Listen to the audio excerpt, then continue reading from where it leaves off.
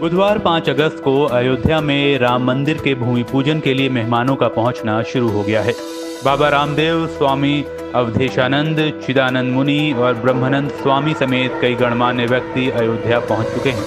इसके अलावा बड़ी संख्या में दूसरे शहरों से पहुंचे भक्त भी अयोध्या में मौजूद हैं। जानकारी के मुताबिक पूजन के लिए 21 वेद पाठी ब्राह्मणों का चयन किया गया है, जो कि शिलान्यास पूजन कराएंगे।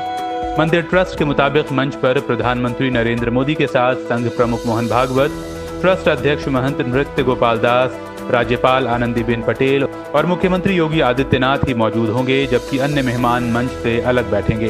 पूजा के अलावा पीएम की तरफ से अयोध्या पर एक विशेष डाक टिकट भी जारी किया जाएगा।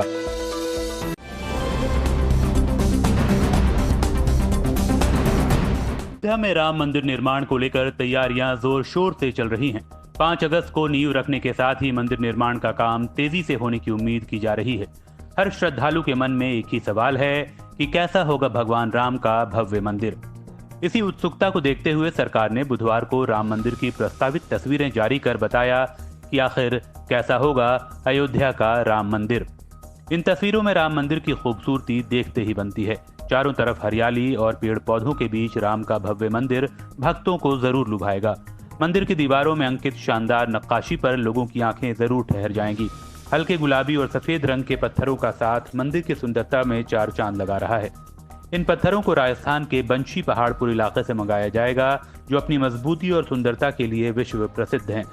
प्रस्तावित राम मंदिर अपने मूल डिजाइन से आकार में 2 गुना होगा, ऐसी जानकारी दी है मंदिर का नक्शा तैयार करने वाले आर्किटेक्ट चंद्रकांत भाई सोमपुरा ने।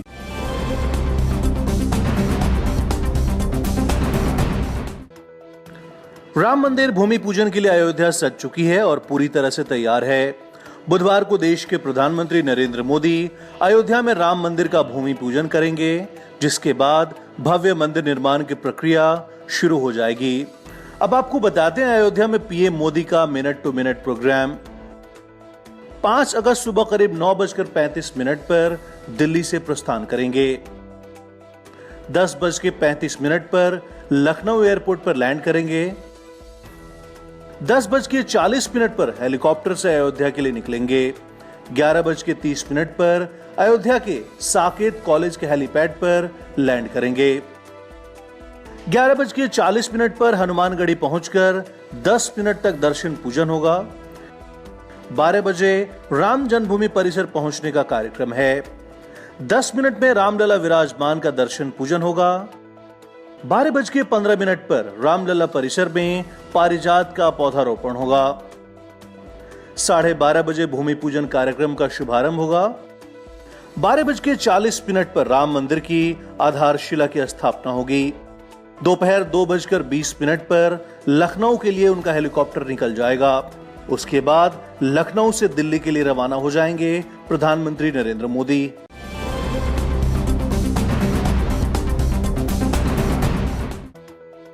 अयोध्या में राम मंदिर का भूमि पूजन 5 अगस्त को प्रधानमंत्री नरेंद्र मोदी के हाथों होगा। इसी बीच कांग्रेस महासचिव प्रियंका गांधी वाड्रा की ओर से बयान जारी किया गया है। प्रियंका ने कहा कि भूमि पूजन का कार्यक्रम राष्ट्रीय एकता, बंधुत्व और सांस्कृतिक समागम का अवसर बने। उन्होंने कहा कि सरलता, साहस, संयम, त्याग, वचनबद्धता दीनबंधु राम नाम का सार है। राम सब में है, राम सबके साथ हैं। प्रियंका ने लिखा कि 5 अगस्त 2020 को रामलला के मंदिर के भूमि पूजन का कार्यक्रम रखा गया है। ये कार्यक्रम राष्ट्रीय एकता का अवसर बने। जय सिया राम। कांग्रेस नेता ने कहा कि भगवान राम सबका कल्याण चाहते हैं, इसलिए वे मर्यादा पुरुषोत्तम हैं।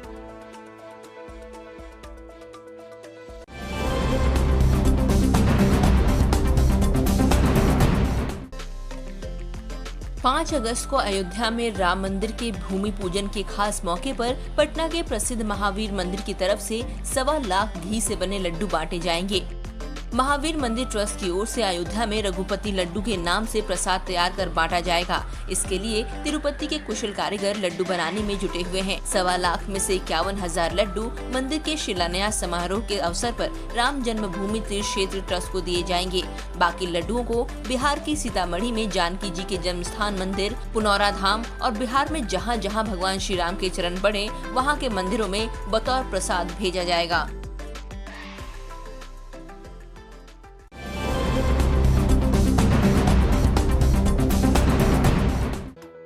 भाजपा की फायर ब्रांड नेता उमा भारती का बड़ा बयान सामने आया है। उमा भारती ने कहा कि भगवान राम किसी की बपौती नहीं है, वे सबके हैं। भगवान पर हर इंसान को आस्था है। उमा भारती ने बीजेपी कार्यकर्ताओं को समझाते हुए तीखे शब्दों में कहा कि राम के नाम पर बीजेपी का पेटेंट नहीं हुआ है। उन्होंने कहा कि जो राम को मानते हैं, राम उन्हीं के हैं। उमा ने कहा कि जो भी लोग, चाहे वो किसी भी पार्टी के हों, किसी भी धर्म के हों, भारत के किसी कोने के निवासी हों या फिर विदेश में कहीं के भी हों, अगर वो भगवान राम पर आस्था रखते हैं तो अधिकार रखते हैं कि वो इस बारे में अपनी राय दें।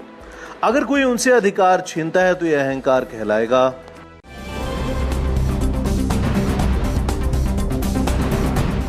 बीजेपी के नेता और बजरंग दल के संस्थापक विनय कटियार ने कहा है कि अयोध्या के बाद अब मथुरा और काशी में मंदिर निर्माण किया जाना बाकी है। एक टीवी चैनल के कार्यक्रम में बोलते हुए कटियार ने कहा कि अयोध्या में मंदिर निर्माण की उन्हें बेहद खुशी है और ये एक सपने के पूरे होने जैसा है। कटियार बोले कि 1528 में राम जन्मभूमि का संघर्ष जारी था और 3.5 लाख लोगों ने इसके लिए बलिदान दिया। दुनिया में कोई ऐसा स्थान नहीं होगा जहां अपने आराध्य के लिए इतना लंबा संघर्ष चला हो। लेकिन अब मंदिर निर्माण की शुभ घड़ी आ गई है और अयोध्या तो झांकी है, मथुरा काशी बाकी है। आपको बता दें कि मथुरा और काशी में भी मंदिर मस्जिद की जमीन को लेकर विवाद है और यहाँ भी दोनों पक्षों के अपने अपने दावे और तर्क हैं।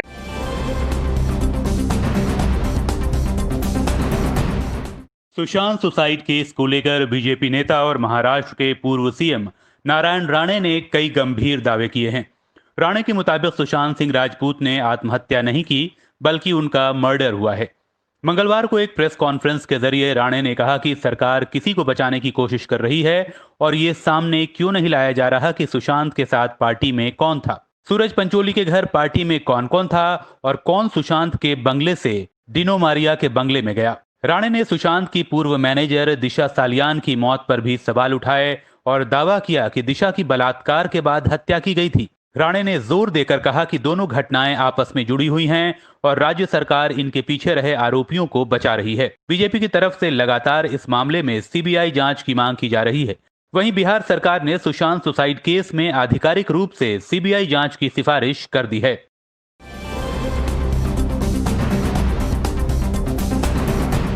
सुशांत सिंह राजपूत सुसाइड केस में हर रोज नया ट्विस्ट आ रहा है। अब इस केस में महाराष्ट्र सरकार के कैबिनेट मंत्री आदित्य ठाकरे ने अपनी चुप्पी तोड़ी है। आदित्य ने कहा है कि सुशांत सिंह राजपूत सुसाइड मामले में जो कुछ चल रहा है वो सड़क छाप पॉलिटिक्स है, लेकिन झूठे आरोपों से मेरी छवि खराब नहीं की जा सकती। आदित्य ने कहा कि इस मामले में उन पर और उनके परिवार पर कीचड़ उछाला जा रहा है, लेकिन मैं मामले पर शांत रहूंगा। उन्होंने कहा कि इस केस से मेरा कोई लेना देना नहीं है। आदित्य बोले कि बॉलीवुड के लोगों से मेरे संबंध हैं और ये कोई अपराध नहीं है। उन्होंने कहा कि मुंबई पुलिस केस की जांच कर रही है।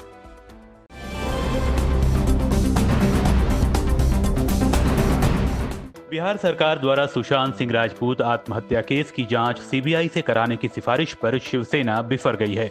इसे लेकर राज्यसभा सांसद और शिवसेना नेता संजय राउत ने नीतीश कुमार पर निशाना साधा है। राउत बोले कि नीतीश सीनियर नेता हैं और अगर उन्हें लगता है कि बिहार चुनाव में इसे भुना लेंगे तो वे संवेदनहीन हो गए हैं।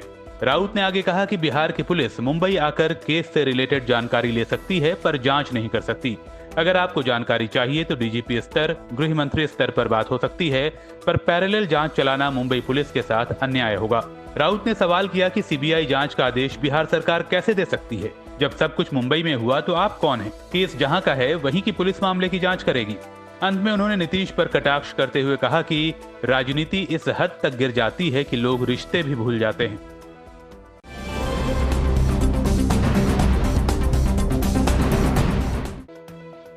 सुशांत सिंह राजपूत सुसाइड केस में अब बिहार की नीतीश सरकार ने बड़ा कदम उठाया है। सुशांत के पिता के सिंह की गुहार पर मुख्यमंत्री नीतीश कुमार ने इस केस में केंद्र से सीबीआई जांच की सिफारिश कर दी है। मंगलवार को मुख्यमंत्री नीतीश कुमार ने कहा कि मेरी बात सुशांत सिंह राजपूत के पिता के सिंह से हुई। उन्होंने सीबीआई जांच की मांग की। उनकी ही मांग के आधार पर बिहार सरकार ने सीबीआई जांच की सिफारिश की है।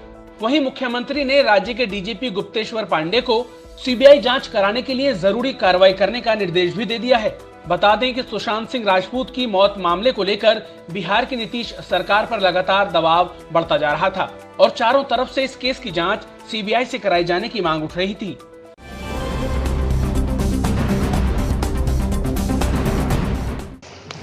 मुंबई में भारी बारिश की वजह से जल भराव हो गया है और जिधर देखो सिर्फ पानी ही पानी नजर आता है, जिससे लोगों को काफी परेशानी का सामना करना पड़ रहा है। सड़कों पर हो रहे इस जल भराव का बस सेवाओं पर ज्यादा असर देखने को मिल रहा है, जिसके चलते शहर की 8 बसों के रूट्स में बदलाव भी किया गया है। मुंबई में पिछले 10 घंटों में 230 मिलीमीटर से ज्यादा बारिश दर्ज की गई है। बीएमसी ने चेतावनी जारी कर कहा है कि शहर में आज दोपहर 12:47 पर हाई टाइड आने की संभावना है, जिसके चलते समुद्र में 4.51 मीटर ऊंची लहरें उठेंगी। वहीं लोगों को सलाह दी गई है कि वह समुद्र तटों और दूसरे निचले इलाकों से दूर रहें। मौसम विभाग ने भी मुंबई और इसके आसपास के इलाकों में मंगलवार और बुधवार को भारी बारिश होने की चेतावनी जारी की है।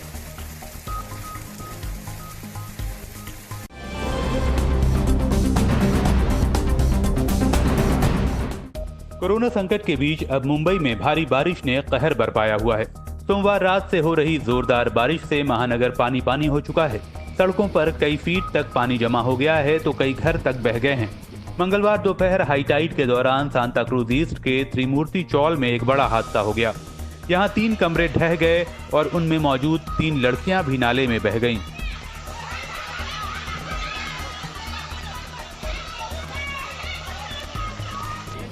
दरअसल कमरों के पीछे से नाला बना हुआ है। घटनास्थल पर राहत बचाव का काम जारी है, पर अब तक तीनों लड़कियों का कुछ पता नहीं चल सका है। इस दौरान रेस्क्यू टीम ने एक अन्य लड़की को बचा लिया, जिसे अस्पताल में एडमिट कराया गया है। सिर्फ 10 घंटों में ही मुंबई में 230 mm बारिश दर्ज की गई है। वहीं हाई टाइड से समुद्र में करीब 5 मीटर ऊंची लहरें उठी। मौसम विभाग ने अगले 2 दिन के लिए लोगों से घरों पर ही रहने को कहा है।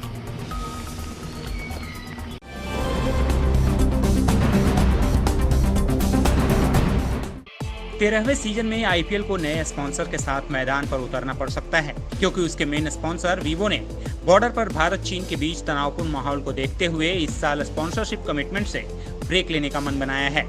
वीवो के आईपीएल के साथ करार के अभी 3 साल बचे हैं, जो कि वो 2021, 2022 और 2023 सीजन में पूरा करेगा। आईपीएल का करार वीवो से 5 साल का है, जिसके लिए वो हर साल बीसीसीआई को 440 करोड़ रुपए देती है। बता दें कि बीसीसीआई और आईपीएल गवर्निंग बॉडी को काफी आलोचनाओं का सामना करना पड़ा था, जब उन्होंने चाइनीज मोबाइल कंपनी वीवो को टूर्नामेंट का मेन स्पॉन्सर बनाए रखने का फैसला लिया था।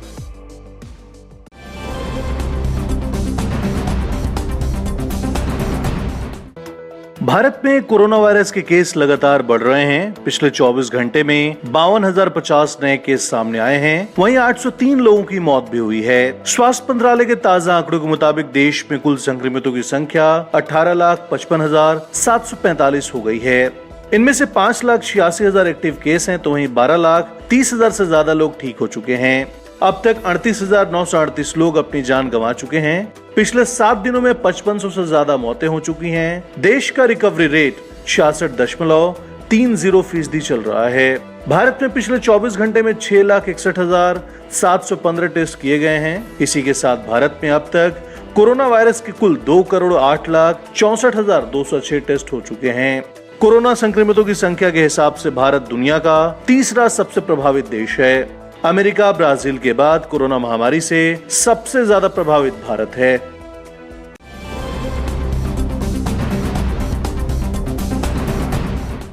संघ लोक सेवा आयोग ने सिविल सेवा परीक्षा 2019 का फाइनल रिजल्ट जारी कर दिया है। परीक्षा में प्रदीप सिंह ने टॉप किया है। दूसरे स्थान पर जतिन किशोर और तीसरे स्थान पर प्रतिभा वर्मा है। सितंबर 2019 में आयोजित हुई लिखित परीक्षा और फरवरी-अगस्त 2020 में हुए इंटरव्यू के आधार पर आयोग ने मेरिट लिस्ट जारी की है।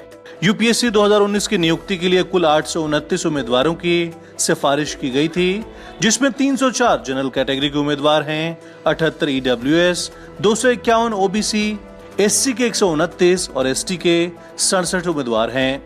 यूपीएससी 2019 का रिजल्ट आधिकारिक वेबसाइट www.upsc.gov.in पर उपलब्ध होगा। उम्मीदवारों के मार्क्स रिजल्ट जारी होने के 15 दिन बाद वेबसाइट पर उपलब्ध होंगे। बता दें, कोरोना वायरस संक्रमण के चलते लगे लॉकडाउन के कारण ये इंटरव्यू पहले स्थगित किए गए थे।